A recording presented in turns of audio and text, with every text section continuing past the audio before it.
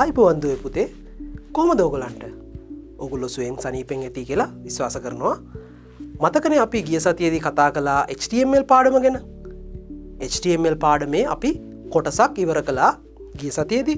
අද අපි බලාපොරොත්තු වෙනවා ඒකේ ඉතුරු කොටස සාකච්ඡා කරන්න. අපි කතා කළා ගිය සතියේදී HTML වල tags කිහිපයක් ගැන. අද අපි පටන් ගන්න යන්නේ list කියන tag එකෙන්. list කියන tag එකෙන්. මේකත් සෑහෙන වැදගත් tag එකක්. ඔයගොල්ලන්ගේ විභාගයේදී නිතරම ප්‍රශ්න අහන කොටසක් HTML වල list. කියන්නේ ලයිස්තු. ප්‍රධාන වශයෙන් HTML වල list වර්ග තුනක් තියෙනවා. මොනවද තියෙන list වර්ග තුන? ordered list, unordered list සහ definition list. අන්නේ වර්ග තුන තමයි තියෙන්නේ. මොනවද? ordered list, unordered list සහ definition list. list වල තියෙන වැදගත් දේ තමයි list එකක තියෙන දේවල් නිරූපණය වෙන්නේ point form එකෙන්. කරුණු අනුසාරයෙන්. එතකොට මේ ordered list කියලා කියන්නේ මොනවද? ordered list කියලා කියන්නේ පුතේ අංක සහිත list එකක්. ඒ කියන්නේ numbered list කියන එක තමයි ordered list කියලා කියන්නේ. ඒ කියන්නේ order එකක් තියෙන list එකක්. order එකක් තියෙන්න නම් numbers තියෙන්න ඕන. එතකොට number එකකින් අපිට order කරගන්න පුළුවන් number එකක් හරි අකුරක් හරි තියෙන්න ඕන. එතකොට ordered list වලින් තමයි අපි ආරම්භ කරන්නේ. එතකොට ordered list වල ආරම්භක HTML tag එක මතකනේ ඔයගලන්ට අපි කතා කළා ගිය පාරත් HTML වල paired tags කියලා જાතියක් තියෙනවා කියලා. එතකොට ආරම්භක tag එක සහ අවසාන tag එක තියෙනවා. එතකොට මේ list එකකත් ordered list වලත් ආරම්භක tag එක හැටියට පාවිච්චි කරන්නේ OL කියන එක. එතකොට OL කියන වචනේ මොකද්ද? angular bracket එකක් මැද දකින්න ලැබෙනවා. ඊට පස්සේ list එක ඉවර වුණාම අර ending bracket එක ඒකත් දකින්න ලැබෙනවා. එතකොට මේ OL tag එකට යොදන්න පුළුවන් attributes වර්ග කීපයක් තියෙනවා. අපි දැන් number list එකක් start කරනවා නම් number list එක කොතනින්ද start කරන්න කියලා. දැන් සාමාන්‍යයෙන් number list එකක් පටන් ගනිද්දී අපිට කියන්න පුළුවන් මේක පටන් ගන්න 1 2 3 4 කියලා කියලා. නමුත් හැම විටම එහෙම අවශ්‍යත් නැහැ නේ. අපිට සමහරලාට පටන් ගන්න පුළුවන් 5න්. ඒ ආකාරයෙන් පටන් ගන්න පුළුවන්. එතකොට අපිට පාවිච්චි කරන්න පුළුවන් ඇට්‍රිබියුට් එකක් තියෙනවා start කියලා. OL start සමානයි මොකද්ද start කරන්න ඕන අංකයෙන් කියලා. අපි 5න් start කරන්න ඕන නම් 5 කියලා නිරූපණය කරන්න පුළුවන්.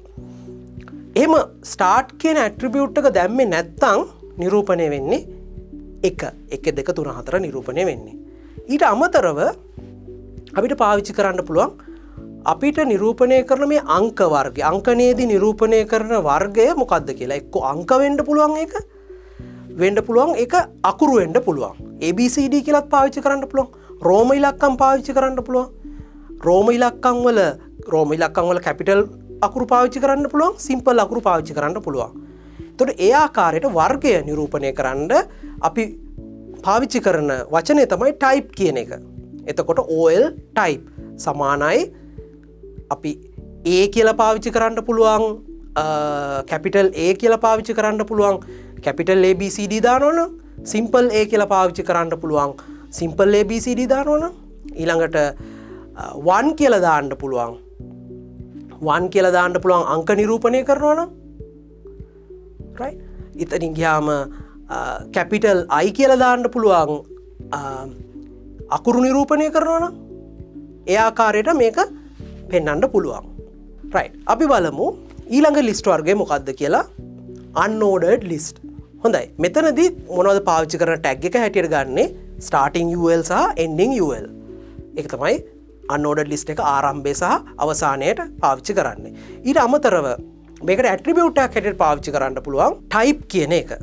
type කියන එක. එතකොට type කියන්නේ attribute එක.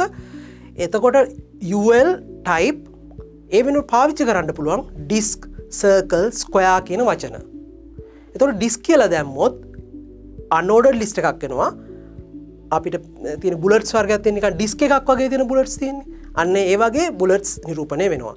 circle කියලා දැම්මොත් වෙන්නේ circle එකක් වගේ. ඒ කියන්නේ ඇතුළේ පිරිච්ච නැති රවුමක් විතරක් තියෙන bullets නිරූපණය වෙනවා. square කියලා ගත්තොත් අපිට නිරූපණය වෙන bullets වර්ගය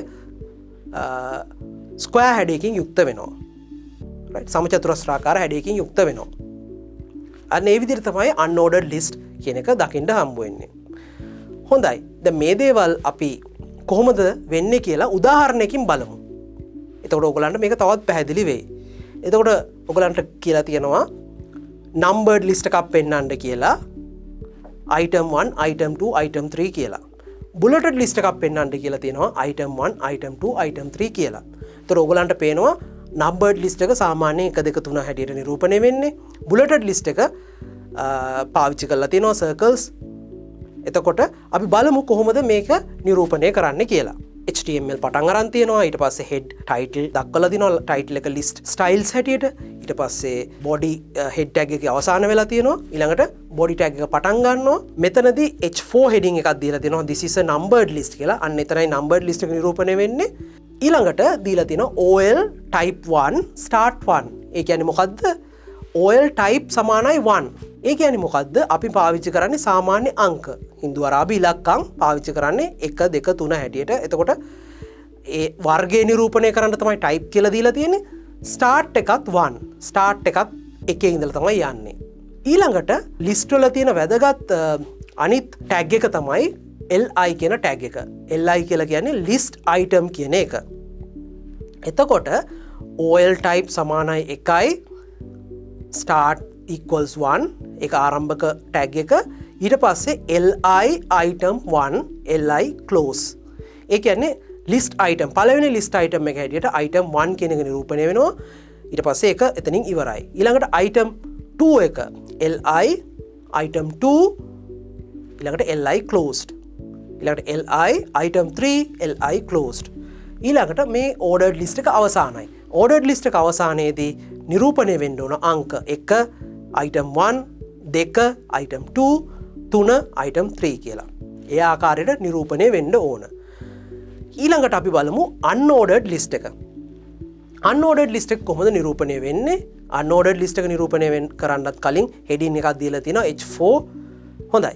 අපි බලමු දැන් කොහොමද unordered list එක නිරූපණය වෙලා තියෙන්නේ කියලා. unordered list එක නිරූපණය කරලා තියෙනවා. ඊට කලින් heading එකක් දීලා තියෙනවා H4 this is a bulleted list කියලා. ඊළඟට UL type circle. දැන් ඔයගොල්ලෝ දන්නවා මොකද්ද මේ කියන්නේ කියලා. UL කියලා කියන්නේ unordered list එක පටන් ගන්න ඕන. type එක circle. type එක circle කියලා කියන්නේ මේ bullets වර්ගයේ circle එකක් වෙන්න ඕන. ඒ කියන්නේ මැද පිරිච්ච නැති bullets එකක්. එතකොට circle. ඊළඟට අර li කියන වචනේ මෙතනත් පාවිච්චි කරලා තියෙනවා. list item. list item item 1 li closed, li item 2 li closed, li item 3 li closed. එතකොට කොහොමද නිරූපණය වෙන්නේ? පළවෙනි circle එක item 1, දෙවෙනි circle එක item 2, තුන්වෙනි circle එක item 3. අන්න ඒ ආකාරයට bullets 3ක් නිරූපණය වෙනවා. එන්න එකක් තමයි unordered list එකක්. එහෙම නැත්නම් bulleted list එකක් කියලා කියන්නේ. එතකොට ඕගොල්ලන්ට පේනවා මේ එකම program එකේ කොහොමද ordered list එකක් සහ unordered list එකක් නිරූපණය කරලා තියෙන්නේ කියලා. පැහැදිලි නේද? එතකොට අවසානයේදී UL එක close වෙලා තියෙනවා. කලින් වතාවෙදිත් එහෙමයි OL එක close වුණා වගේම. right? එතකොට මතක තියාගන්න ඕන තමයි ordered list එක බලපෑවෙන්නේ OL start කරන සහ OL අවසන් කරන තැන. unordered list එක බලපෑවෙන්නේ UL start කරන තැන සහ UL අවසන් කරන තැන. එතකොට ඒ ආකාරයට program එක අවසන් කළා body closed HTML closed. right? එතකොට ඔයගලන්ට පේනවා කොයි ආකාරයේ ප්‍රතිදානයක්ද මේකෙන් ලැබෙන්නේ කියලා. හොඳයි. අපි බලමු ඊළඟ ආකාරයේ list එක. මේකට අපි කියනවා definition list කියලා. definition list. මේ definition list කියලා කියන්නේ මොකද්ද? ඒ කියන්නේ අපිට අවශ්‍ය නම් යමක් නිරූපණය කරන්න. ඔයගොල්ලෝ දැකලා තියෙනවා සමහර ලාවට. මාතෘකාවක් තියෙනවා ඊට යටින් ඒක ගැන හැඳින්වීමක් තියෙනවා. මාතෘකාවක් තියෙනවා හැඳින්වීමක් තියෙනවා. මාතෘකාවක් තියෙනවා හැඳින්වීමක් තියෙනවා. අන්න ඒකට අපි කියනවා definition list එකක් කියලා. එතකොට මේ definition list එකක් කොහොමද අපි නිරූපණය කරන්නේ? definition list එක නිරූපණය කරන්න අපි පාවිච්චි කරනවා DL කියන tag එක. DL starting සහ DL ending කියන tag දෙක ඇතුලේ තමයි අපි definition list එකක් නිරූපණය කරන්නේ. එතකොට අපි දාන්න ඕන මුලින්ම DL කියලා start කරන්න ඕන. ඊට පස්සේ පාවිච්චි කරනවා DT කියලා tag එකක්. මොකද්ද DT කියන එකෙන් අදහස් කරන්නේ? definition term කියන එක. definition term. ඒ කියලා කියන්නේ මාතෘකාව. එතකොට ඒක මාතෘකාවක් හැටියට එන්නේ. DT title 1 closing DT. ඊළඟට DD කියලා කියනවා. ඒ කියන්නේ මොකද්ද? definition description. ඒ කියන්නේ මේ මාතෘකාවට අදාළ විස්තරය මොකක්ද කියලා. එතකොට මාතෘකාවට අදාළ විස්තරය දීලා තියෙනවා description for title 1 කියලා. ඊට පස්සේ ඒක close කරලා තියෙනවා dd close කරලා තියෙනවා. ඊට පස්සේ මේක definition list එකත් close වෙලා තියෙනවා. අන්න ඒ ආකාරයට තමයි definition list එකක් නිරූපණය කරලා තියෙන්නේ. right. එතකොට මේක program එකකින් පෙන්වන්න. මෙන්න මේ ආකාරයට මෙන්න මේ definition list එක program එකකින් පෙන්වන්න කියලා HTML web page එක පෙන්වන්න කියලා දීලා තියෙනවා. කොහොමද ඒක නිරූපණය කරලා තියෙන්නේ කියලා ඔයගලන්ට මේ උදාහරණයෙන් පැහැදිලි වෙනවා. පෙන්වන්න කියලා තියෙනවා DL ඊළඟට DT definition 1. එතකොට ඔයගලන්ට පේනවා මේකේ output එක කොහොමද නිරූපණය වෙන්නේ කියලා. මේ program එක බලලා definition 1 කියන්නේ heading එක ඒකේ description එක තමයි this is the definition for the first term. definition 2 කියලා කියන්නේ heading එක DT එක ඒකේ DD එක තමයි this is the definition for the second term කියන එක. ඊළඟට definition 3 කියලා තියෙනවා heading එක ඒකේ description එක තමයි this is the definition for the third term.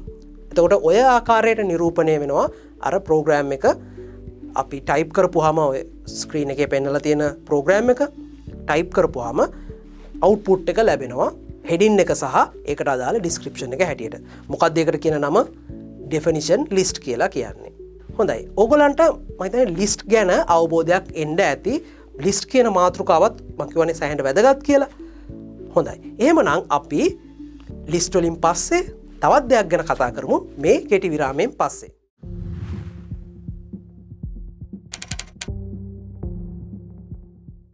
හොඳයි. විරාමයෙන් පස්සේ ඔයගොල්ලන්ව නැවතත් සාදරයෙන් පිළිගන්නවා.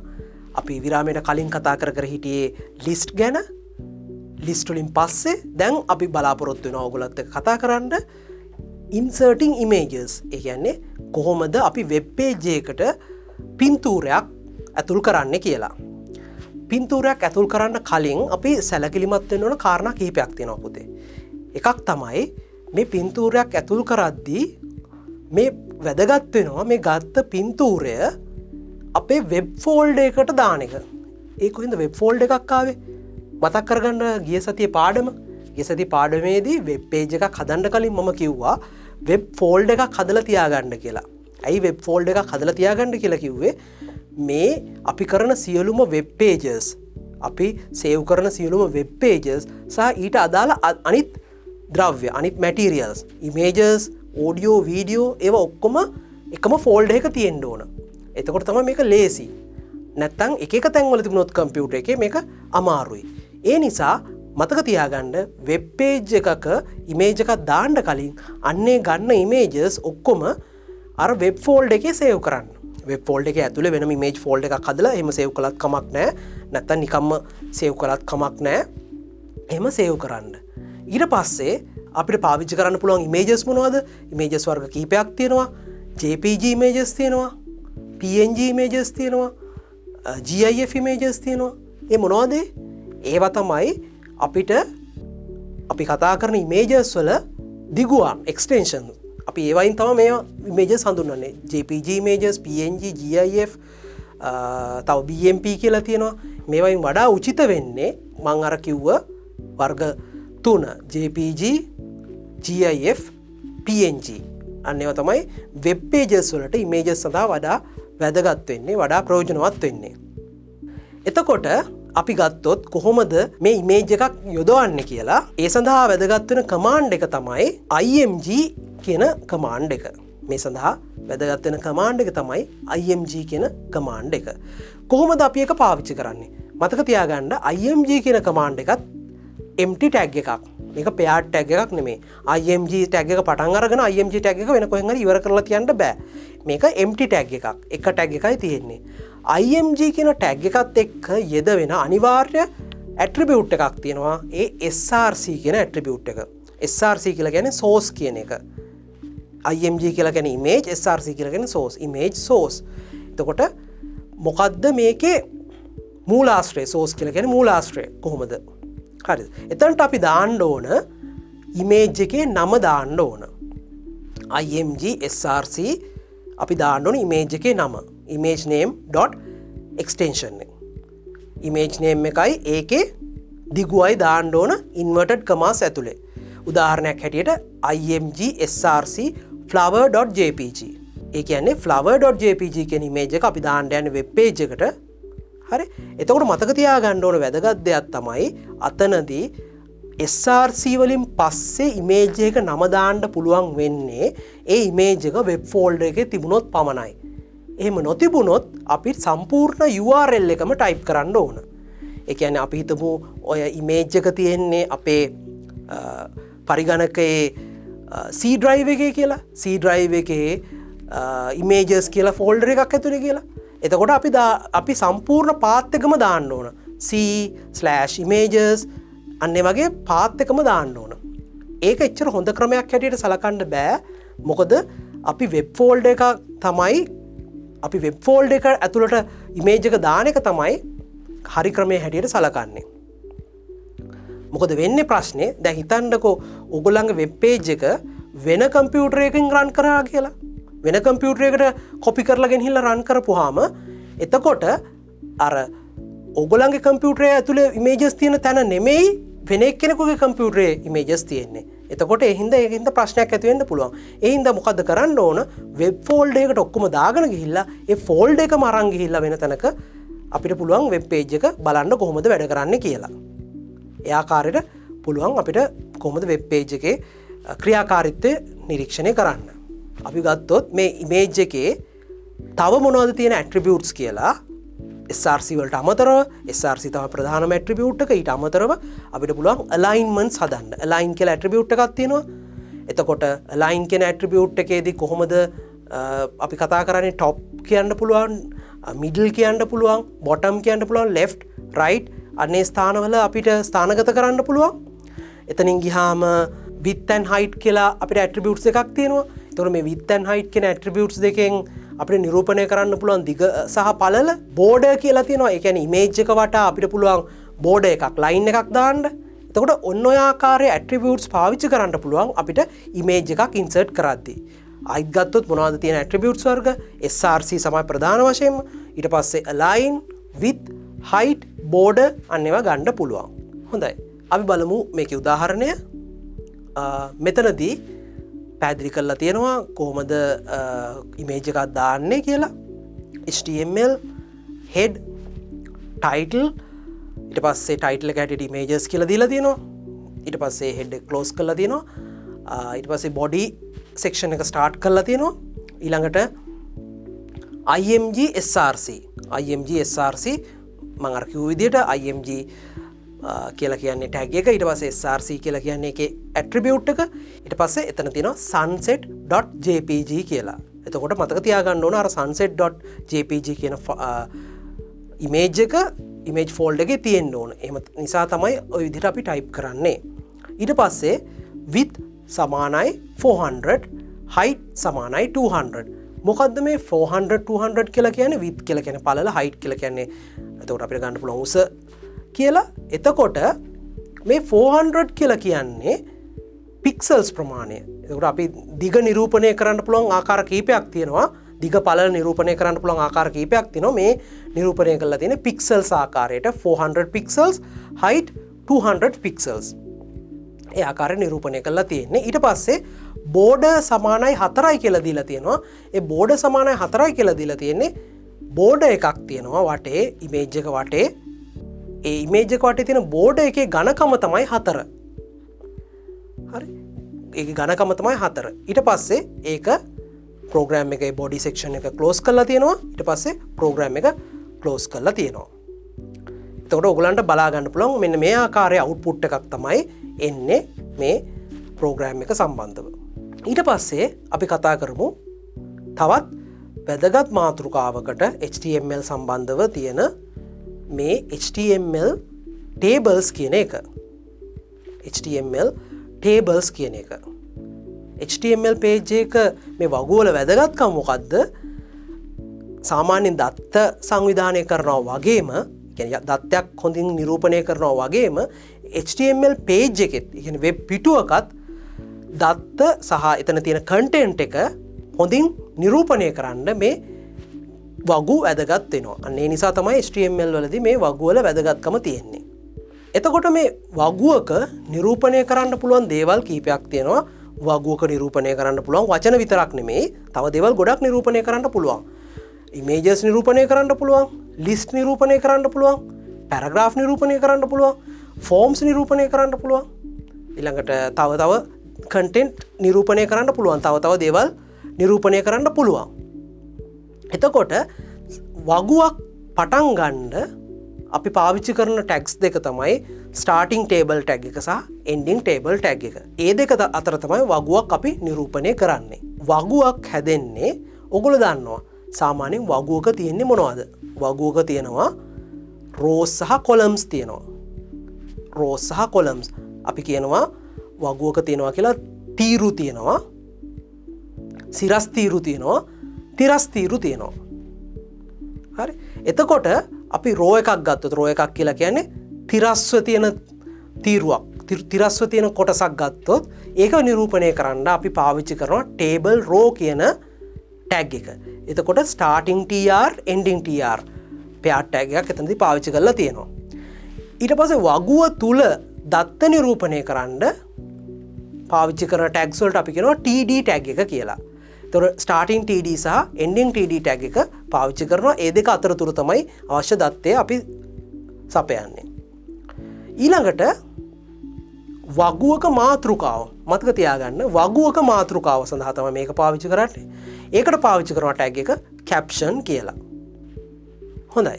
අපි බලමු දැන් මේ ටේබල් සහ සම්බන්ධ වගු හා සම්බන්ධව ඇට්‍රිබියුට්ස් මොනවද තියෙන්නේ කියලා. සහ ලක්ෂණයන්. ප්‍රධාන සහ ලක්ෂණයක් තමයි border කියන එක ඇට්‍රිබියුට් එක. එතකොට ටේබල් එකක් අපි දැම්මොත් border කියන එක දානවා. border සමානයි 1 2 එකකින් දාන්න පුළුවන්. එතකොට 1 2කින් 1 2 ඒවයි මොනවද වෙන්නේ? මේ ටේබල් එකේ border එකේ ඝනකම වැඩි වෙන එක එතනදි වෙන්නේ. එතකොට border කියලා ඇට්‍රිබියුට් එක පාවිච්චි වෙනවා ටේබල් එකේ outline එකට. ටේබල් border එකක් හැටියට මේක පාවිච්චි වෙනවා.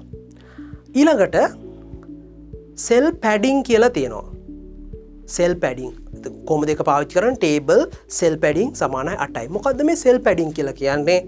ටේබල් එකක ටේබල් border එකක ඉඳලා ඒකේ ටේබල් එක ඇතුලේ නිරූපිත දත්තයකට තියෙන දුර ප්‍රමාණය තමයි cell padding කියලා කියන්නේ. ලයින් එකේ ඉඳලා border එකේ ඉඳලා කොච්චර දුරකින්ද ඒකේ තියෙන දත්තයක් නිරූපණය වෙලා තියෙන්නේ කියලා. අන්න ඒක තමයි cell padding කියලා කියන්නේ. ඊළඟට තියෙනවා cell spacing කියලා. එතකොට cell spacing කියලා කියන්නේ මොකද්ද? වගුවක cell එකක් කියලා කියන්නේ කොටුවක්.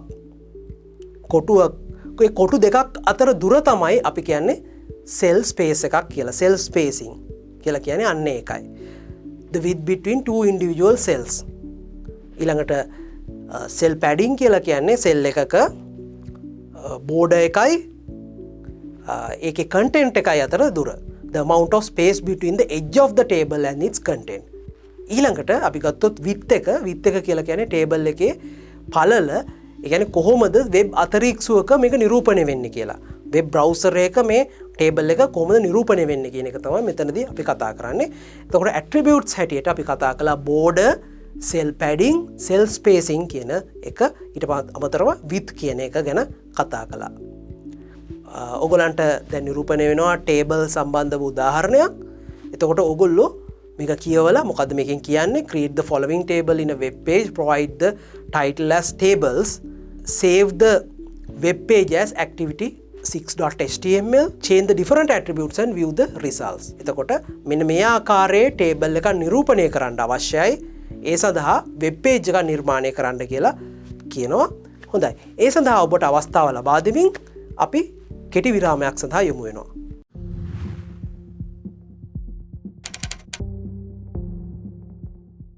හොඳයි.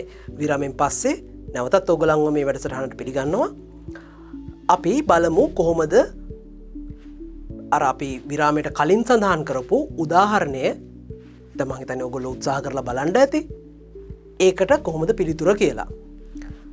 එතකොට මේ ආකාරයට HTML ඊළඟට head title කියලා දීලා තියෙනවා.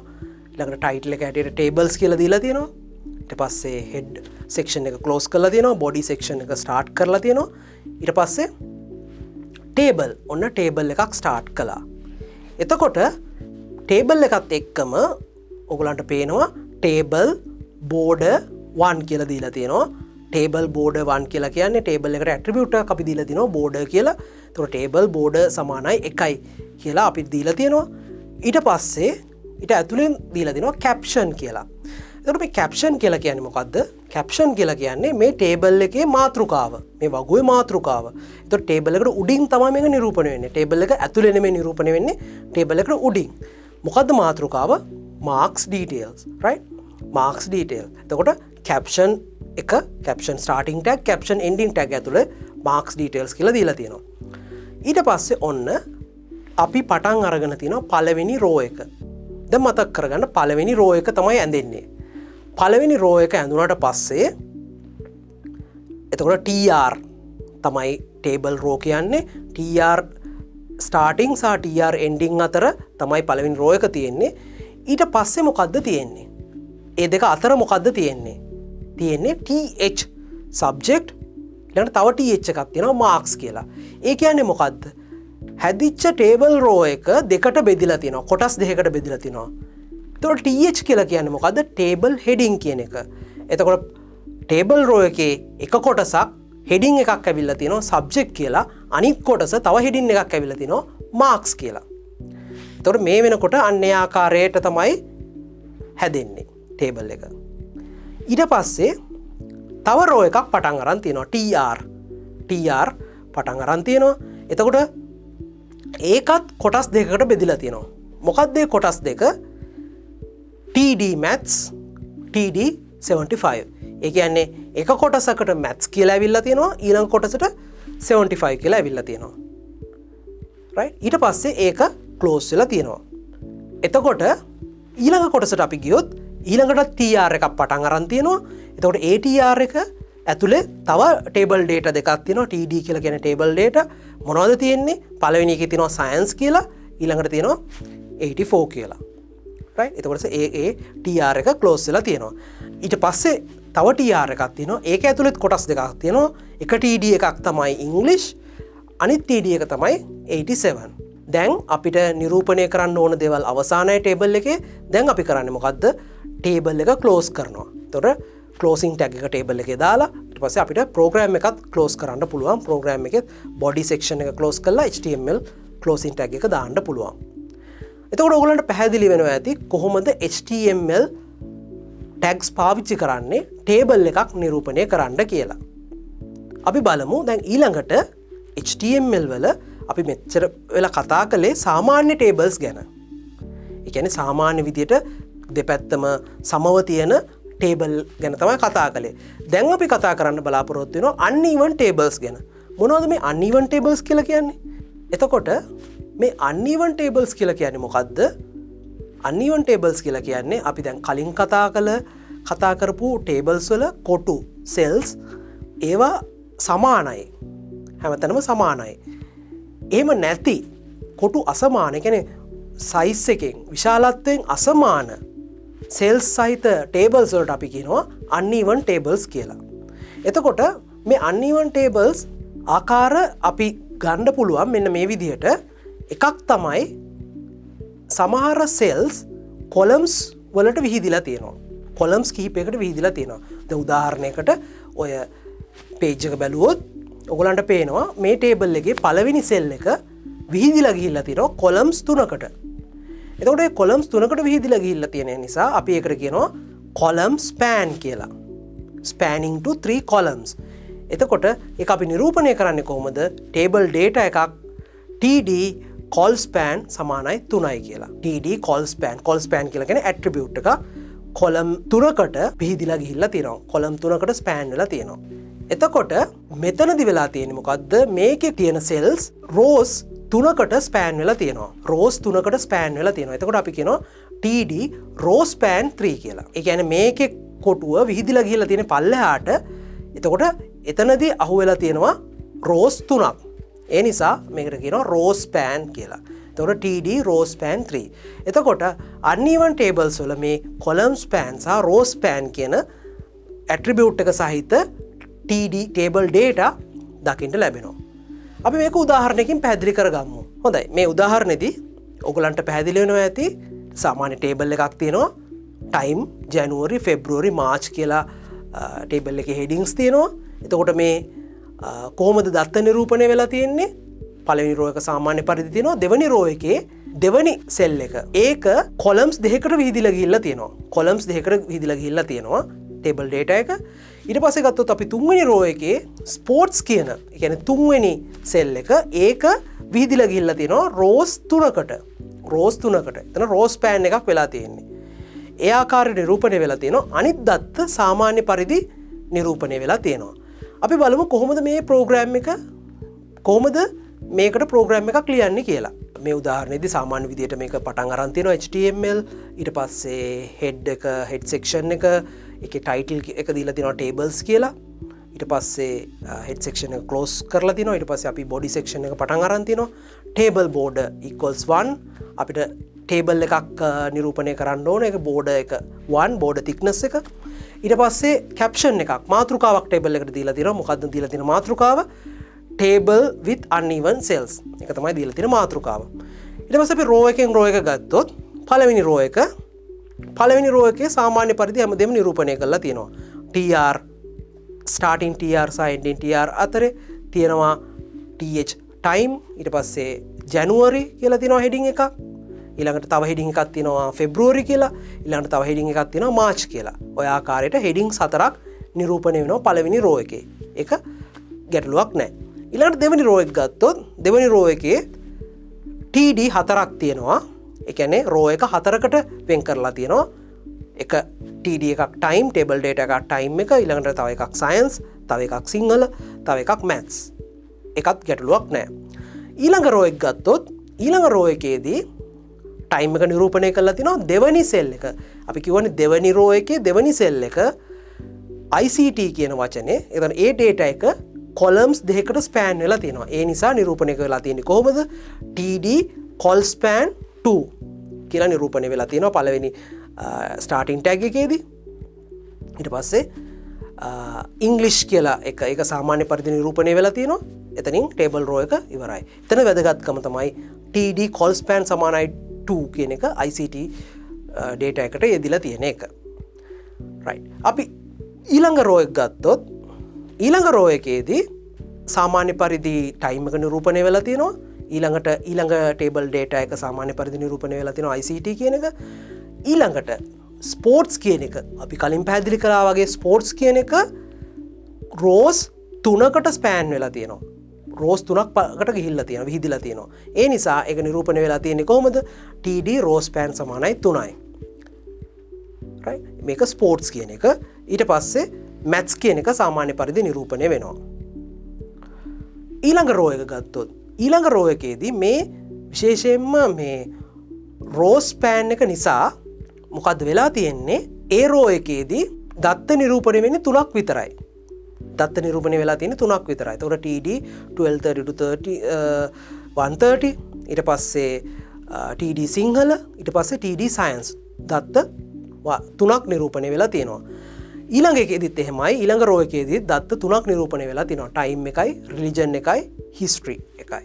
ඊළඟ row එක සාමාන්‍ය පරිදි නිරූපණය වෙලා තියෙනවා. ඒක time එක, English, සිංහල, maths. එතකොට 4ක් නිරූපණය වෙලා තියෙනවා.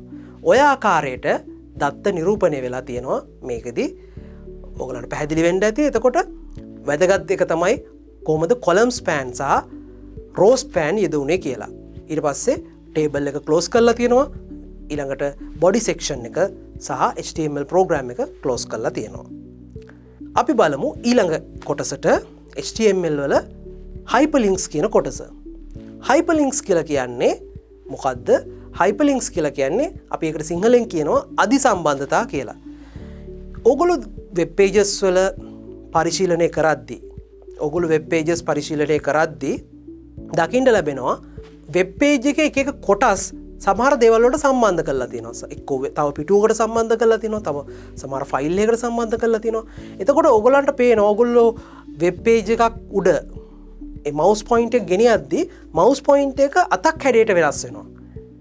එතකොට ඒ ස්ථානවලදී ඔයගොල්ලන්ට හඳුනා ගන්න පුළුවන් මෙතන අධිසම්බන්ධතා තියෙනවා කියලා. සමහර වෙලාවට ඒක වචන වෙන්න පුළුවන්. සමහර වෙලාවට ඒක පින්තූරයක් වෙන්න පුළුවන්.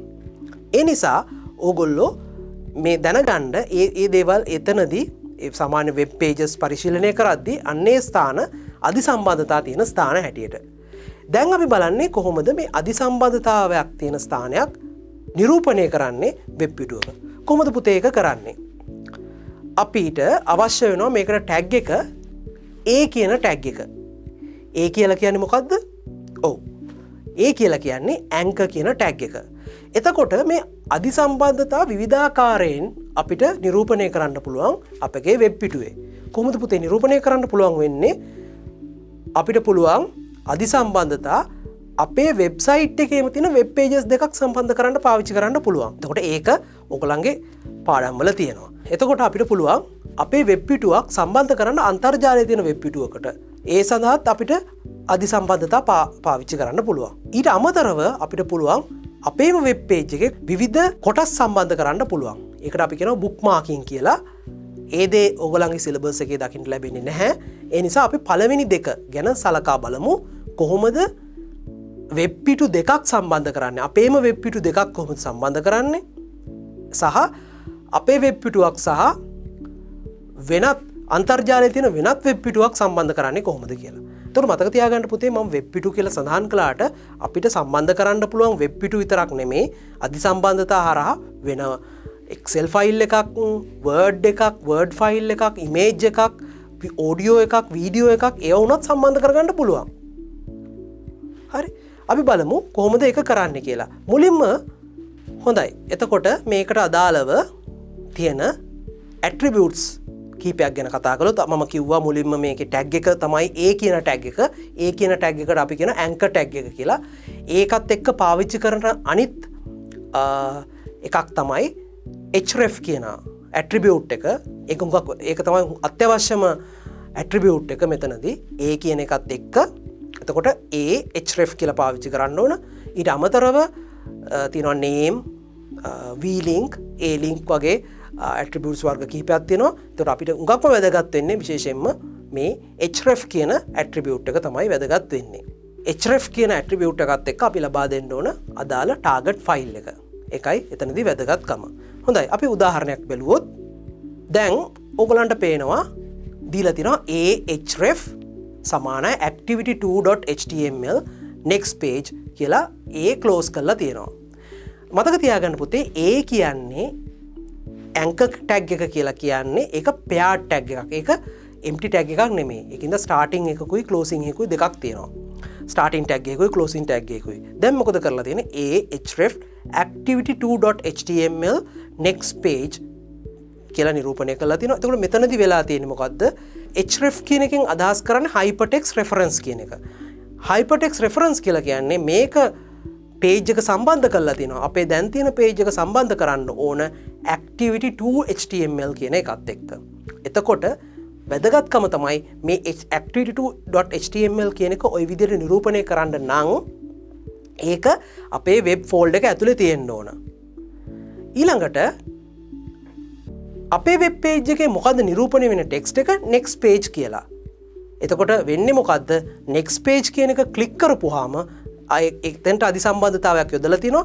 next page කියන එක ක්ලික් කරපුවාම යනවා activity2.html එක ඕපන් වෙනවා. ඒ විදිහට තමයි මෙතනදී පෙන්නලා දීලා තියෙන්නේ. එතකොට මේ අපේ වෙබ්සයිට් එකේම තියෙන වෙබ් පේජස් දෙකක් සම්බන්ධ කිරීමක් මෙතනදී වෙලා තියෙන්නේ. ඒකදී වැදගත්කම දේ තමයි මේ තියෙන වෙබ් පේජ් එකයි activity2.html කියන වෙබ් පේජ් එකයි දෙකම එකම ලොකේෂන් එකේ තියෙන්න ඕන. අපි ඊළඟ විදිහට ගියොත් දැන් අපේ වෙබ් පේජ් එකයි අන්තර්ජාලයේ වෙබ්සයිට් එකකුයි සම්බන්ධ කරලා තියෙනවා. ඒකට කොහොමද කරලා තියෙන්නේ පුතේ? ahref සමානයි http://www.google.com. ඒක කොහොමද නිරූපණය කරලා තියෙන්නේ? ahref ඊළඟට URL එක දීලා තියෙනවා http://www.google.com කියලා දීලා තියෙනවා. එතකොට දීලා තියෙනවා go to Google කියලා. ඒක තමයි නිරූපිත ටෙක්ස්ට් එක. එතකොට ඒක ක්ලික් කරපුවාම යන්න ඕන google.com Google page එකට යන්න ඕන. එතකොට මෙතනදී වෙන්නේ මොකද්ද? ඒ කියන්නේ මෙතනදී URL එක සම්පූර්ණ URL එක දීලා තියෙන්නේ. ඇයි දැන් http google.com කියන වෙබ්සයිට් එක වෙබ් පේජ් එක අපේ වෙබ් ෆෝල්ඩර් එක ඇතුලේ නෙමෙයි තියෙන්නේ. මේක තියෙන්නේ අන්තර්ජාලේ. අන්න ඒ නිසා තමයි අන්තර්ජාලයේ වෙබ් පිටුවක් කොහොමද අපි ගන්නේ වෙබ් පිටුවක් සොයාගන්නේ කොහොමද? ඒක URL එක. යුනිෆෝම් රිසෝස් ලොකේටර් එක මතකනේ. අන්නේ සම්පූර්ණ වෙබ් ඇඩ්‍රස් එක මෙතනදී පාවිච්චි කරලා තියෙනවා. අන්නේ විදිහට මේ සම්පූර්ණ වෙබ් ඇඩ්‍රස් එක පාවිච්චි කරන්න ඕන වෙන වෙබ්සයිට් එකක් එක්ක සම්බන්ධ වෙනවා නම්. මං හිතන්නේ ඔයගලන්ට පැහැදිලි වෙන්න ඇති ඒක. එතකොට ආකාර දෙකක් තියෙනවා. අපේ වෙබ්සයිට් එකේ පිටු දෙකක් සම්බන්ධ කිරීම හෝ අන්තර්ජාලයේ තියෙන වෙබ්සයිට් එකක් එක්ක සම්බන්ධ කිරීම අපිට පුළුවන් අධිසම්බන්ධතා යොදන්න. අධිසම්බන්ධතා සඳහා දැන් යොදවලා තියෙන මේ උදාහරණවලදී ටෙක්ස්ට් විතරයි. අධිසම්බන්ධතා සඳහා ටෙක්ස්ට් විතරක් නෙමෙයි පුතේ අපිට පාවිච්චි කරන්න පුළුවන් ඉමේජස් උත් පාවිච්චි කරන්න පුළුවන්. අනිත් ඔඩියෝ වීඩියෝත් පාවිච්චි කරන්න පුළුවන් අධිසම්බන්ධතා සඳහා. හොඳයි. එහෙමනම් අද අපි HTML පාඩමේ ටැග්ස් වර්ග කීපයක් කතා කළා. ලිස්ට් එක ගැන, ටේබල්ස් ගැන, හයිපර්ලින්ක්ස් ගැන කතා කළා. ඊට අමතරව කලින් වැඩසටහනේදීත් ටැග්ස් වර්ග ගණනාවක් කතා කළා. එතකොට මේ ඔයගොල්ලන්ගේ විෂය නිර්දේශයේ තියෙන මේ ටැග්ස් සම්බන්ධ දේවල් සම්පූර්ණයෙන්ම ආවරණය කළා. ඒ නිසා අපි බලාපොරොත්තු වෙනවා ඔයගොල්ලෝ මේ පාඩම් දෙකම හොඳට හිතේ ධාරණය කරගනිමින් විභාගයට සාර්ථකව පිළිතුරු සපයයි කියලා ඒ සඳහා ඔයගොල්ලන්ට සියලු ශක්තිය ධෛර්යය ලැබේවා කියලා ප්‍රාර්ථනා කරමින් අද මම ඔයගොල්ලන්ගේ සමුගන්නවා ලබන සතියේ නැවත අලුත් පාඩමකින් එක්වෙමු. ආයුබෝවන්.